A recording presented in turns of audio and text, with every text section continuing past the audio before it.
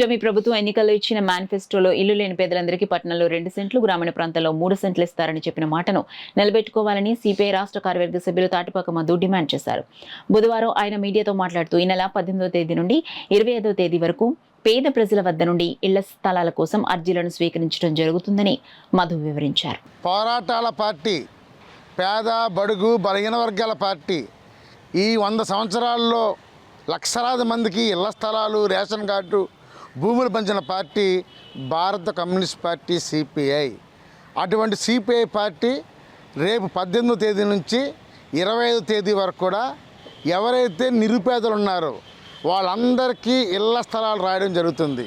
ఎందుకని చంద్రబాబు నాయుడు గారు, పవన్ కళ్యాణ్ గారు, బీజేపీ నాయకులు పురంధేశ్వరి గారు ఏం చెప్పారంటే, మేము అధికారంలో రాగానే పట్టణాల్లో 2 సెంట్లు, గ్రామీణ ప్రాంతాల్లో 3 సెంట్లు ఇస్తామని చెప్పారు.